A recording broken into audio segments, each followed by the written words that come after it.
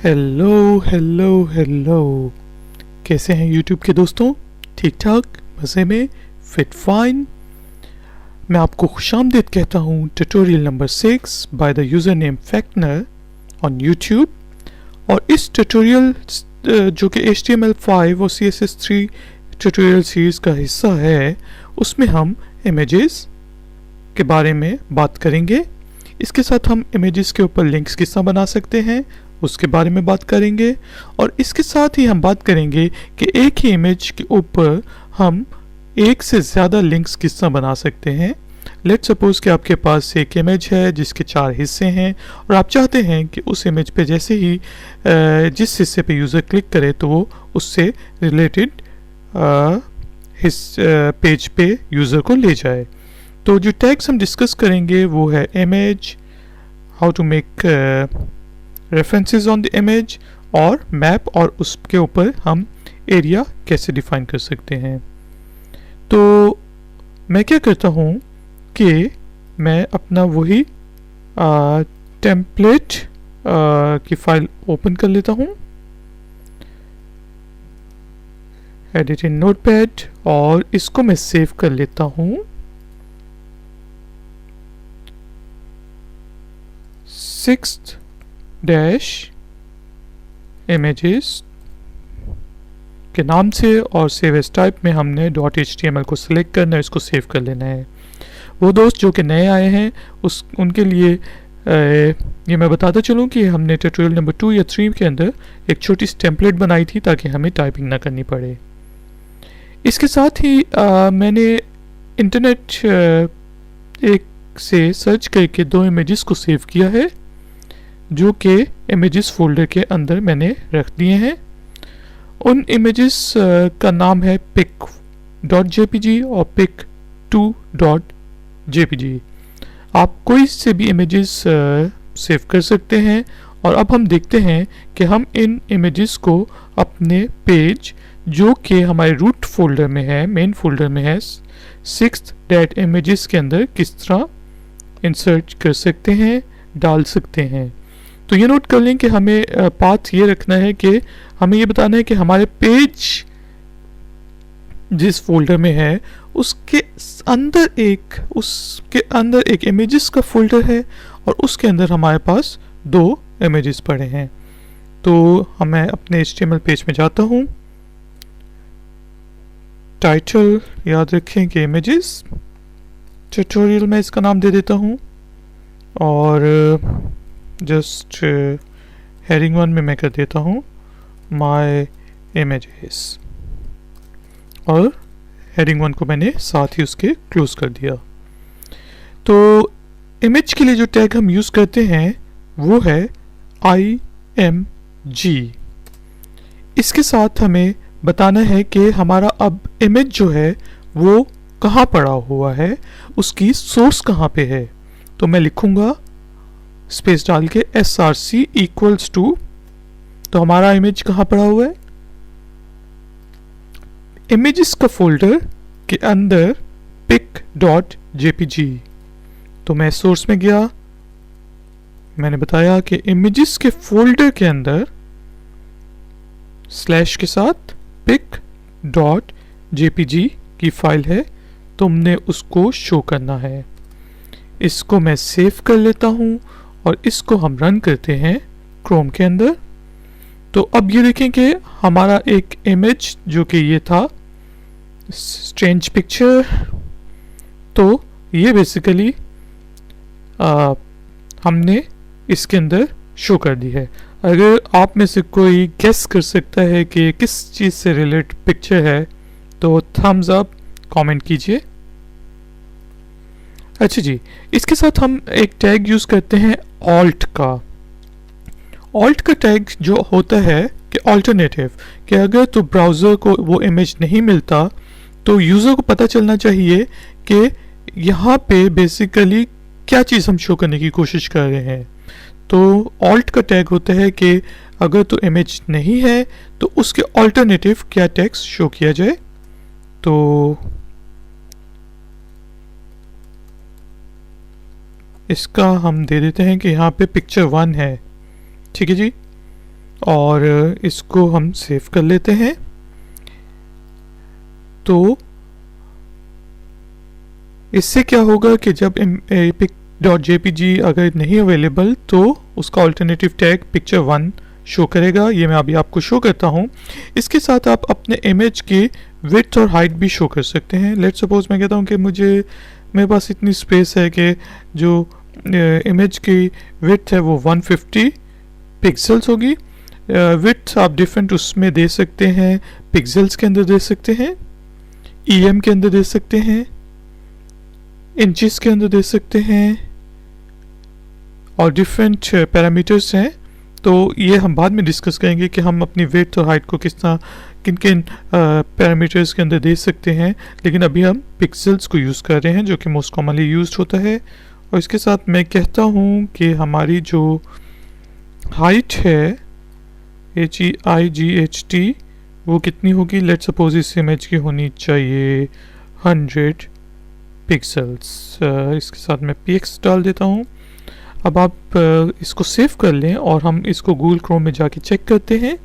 तो अभी देखें कि हमारा इमेज जो है इस वक्त इसकी नॉर्मल विड्थ और हाइट है, लेकिन अब हमने डिफाइन किया है कि इसकी विड्थ कितनी होनी चाहिए 150 पिक्सल्स और हाइट होनी चाहिए 100 पिक्सल्स। तो मैं इसको रिफ्रेश करता हूँ तो आप देखें कि ये इमेज जो है वो 150 पिक्सल्स वाइड हो गया है और 100 पिक्सल्स इसकी हाइट रह गई है। जी, तो मैंने आपको कहा था कि ऑल्ट का टैग हम क्यों यूज़ करते हैं कि लेट्स सपोज यहाँ पे गलती से वो इमेज अवेलेबल नहीं है, हमने गलत पाथ दे दिया है, या इमेज मूव हो चुका है, या किसी और वजह से इमेज शो नहीं होता, तो यूज़र को उस सिनारियो में क्या नज़र आएगा, picture1 जो कि हमने ऑल्ट टैग में दी थी। इसको मैं जूम इन करता हूँ Ctrl+ के साथ। तो आप देख सकते हैं कि यहाँ पे अब picture1 लिखा हुआ आ रहा है क्योंकि वह इमेज का पाथ हम गलत दे चुके थे। तो इस वजह से ऑल्ट का टैग हम यूज़ करते हैं।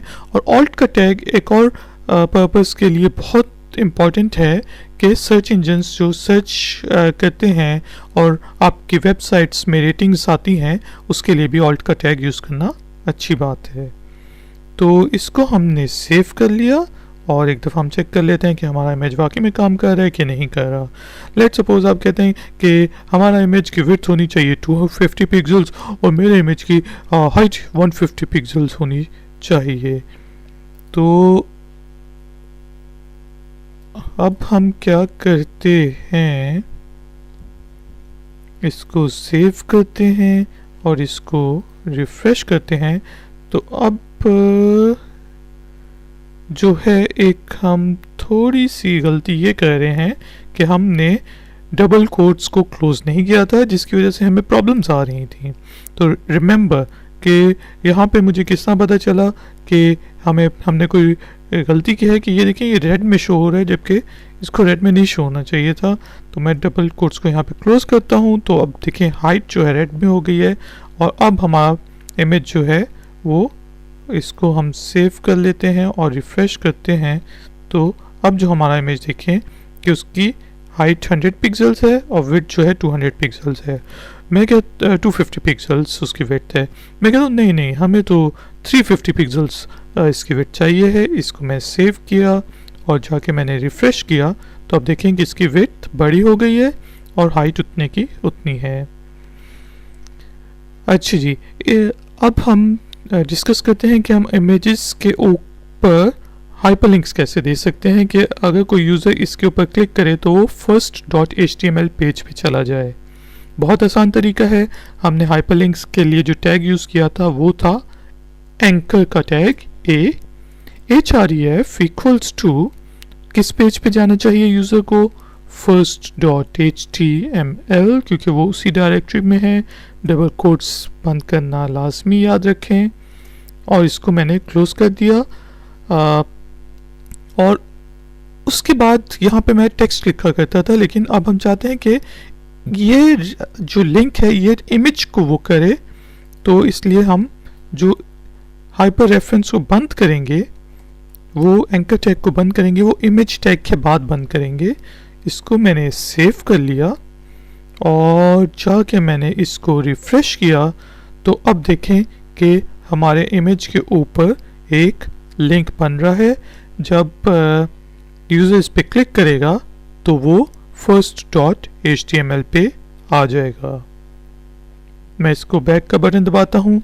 इसके साथ ही हमारे पास एक और इमेज का एट्रीब्यूट होता है टाइटल का, कि यूज़र जैसे ही इसके ऊपर माउस लेके आए तो यहाँ पे कोई उसके ऊपर टिप उसको नज़र आए, तो वो हम टैग यूज़ कर सकते हैं टाइटल। तो मैं यहाँ पे लेट्स सपोज लिख देता हूँ TITLE इक्वल्स टू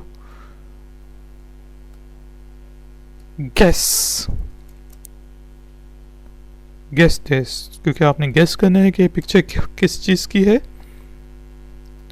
अगर आप गेस कर लें तो काइंडली कमेंट्स में इसको छोड़ दीजिएगा कि किस चीज़ की पिक्चर है, और मैं फिर आपको बाद में बताऊंगा। जिसने सबसे पहले गेस किया उसके रिप्लाई में मैं आपको बताऊंगा कि किस चीज़ की पिक्चर है। तो इसके ऊपर अब हम लेके जाते हैं, तो ये देखें कि अब एक इसके साथ टाइटल आता है, एक टिप आती है गेस दिस की। तो टाइटल की टिप भी अच्छी होती का टैग भी अच्छा है कि यूज़र को पता चल जाता है कि ये इमेज किस चीज़ से रिलेटेड है। तो अच्छी ऑप्शन ये है कि हम इसको लेट सपोज कहते हैं कि क्योंकि हम पेज 1 पे जा रहे हैं तो हमें यूज़र को एक अच्छा ऑप्शन देना चाहिए कि उसे पता चले कि इस इमेज पे क्लिक करके क्या होगा। तो गो टू, मैं कह देता हूँ फर्स्ट पेज, या गो टू होम पेज भी आप कर सकते हैं। आपने इसको सेव कर लिया, हमने जाके इसको रिफ़्रेश किया। अब देखें कि इसके ऊपर टिप क्या आती है, टाइटल क्या आता है, go to first page. User इस पर क्लिक करेगा तो वो first.html पे चला जाएगा। तो ये एक प्रोग्रामिंग की अच्छा वो है कि हम तमाम के तमाम इन टैग्स को यूज़ करें, यूज़र्स को फैसिलिटेट करें ताकि यूज़र हमारी वेबसाइट पे वापस आएँ। अच्छा जी, अब हम अपना दूसरा इमेज का टैग इंसर्ट करते हैं। img src equals to images slash pic2.jpg, क्योंकि मेरे पास इमेजेस के फोल्डर में 2 पिक्चर्स हैं जो कि पिक एंड पिक2 के नाम की थी। तो इस वजह से मैं इसको वो कर रहा हूँ, नाम दिया मैंने इसको, ऑल्ट का टैग यूज़ किया कि यूज़र को अगर नज़र नहीं आता तो यहाँ पे कम से कम कोई मैसेज दे। टाइटल जो होगा इसका आप कुछ भी दे सकते हैं, अभी पिक्चर 2 एंड इसको मैं स्क्रॉल करके देखता हूँ। आप इसकी विड्थ और हाइट भी डिफाइन कर सकते हैं। पहले हम देख लेते हैं कि इसकी नॉर्मल विड्थ और हाइट क्या है। इसको मैंने सेव किया। अब मैं गया अपने वेब ब्राउज़र के अंदर और मैंने रिफ़्रेश किया तो अब देखें कि हमारा एक और इमेज इंसर्ट हो चुका है। और इन दोनों इमेजेस के दरमियान मैं थोड़ी सी स्पेसिंग करना चाह रहा हूँ, तो वो स्पेसिंग हमें पता है कि हम 1-2 लाइन ब्रेक्स देना चाह रहे हैं, तो वो हम लाइन ब्रेक्स BR के टैग से दे सकते हैं जैसे कि हमने पहले डिस्कस किया था। और अब क्या हुआ कि दोनों इमेजेस के दरमियान थोड़ी सी स्पेसिंग आ गई है। अब हम क्या चाहते हैं, हम ये चाहते हैं कि हमारा ये एक ही इमेज है और इसके 2 हिस्से हैं, एक रेड और एक ब्लू।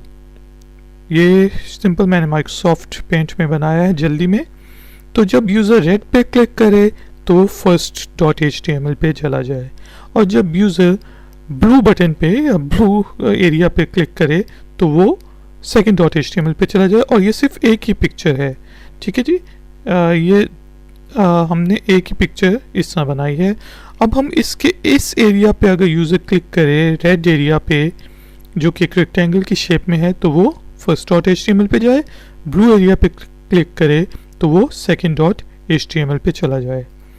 तो इसके लिए सबसे पहले लेट्स सपोज मैं इसकी विड्थ डिफाइन कर देता हूँ क्योंकि इट्स अ गुड प्रैक्टिस। इसकी विड्थ भी हम कहते हैं कि 350 पिक्सल होनी चाहिए। इससे थोड़ी सी अगर आप गलत विड्थ और हाइट डिफाइन कर दें तो इमेज डिफॉर्म होने का ख़तरा होता है। तो उसके लिए आप हमेशा फोटोशॉप या different image editing software use कर सकते हैं और अपनी पिक्चर्स को हमेशा वो बना सकते हैं। लेकिन क्योंकि हम अभी इसको टेस्ट कर रहे हैं तो अब देखें कि मैंने इसकी विड्थ और हाइट डिफाइन की है तो ये थोड़ा सा चेंज हो गया है to 300 pixels wide and 100 pixels high. अब हम इस एक पिक्चर के ऊपर एक मैप डिफाइन करेंगे, जिससे ये पता चलेगा कि अगर तो इस वाले एरिया पे लेट सपोज 100 यहाँ से 0 से 175 पिक्सल्स तक यूज़र क्लिक करे तो फर्स्ट पेज पे जाए, और 175 से ऑनवर्ड्स 350 पिक्सल्स तक क्लिक करे तो वो सेकंड पेज पे जाए। तो उसके लिए हम क्या करेंगे कि हम यहाँ पे एक और टैग डिफाइन करेंगे, map equals to let suppose my map, और हैश साइन के साथ इसकी आईडी आप देंगे माय मैप। ठीक है जी, कि इसके ऊपर अब हमने एक मैप बनाना है कि पहले इस वाले एरिया पे क्लिक करे तो यहाँ जाए, इस वाले एरिया पे क्लिक करे तो यहाँ जाए। तो उसके लिए मैंने माय मैप डिफाइन कर दिया टैग। और अब जो है हमें जो है वो उस मैप एरिया को डिफाइन करना है। तो मैं कहता हूँ मैप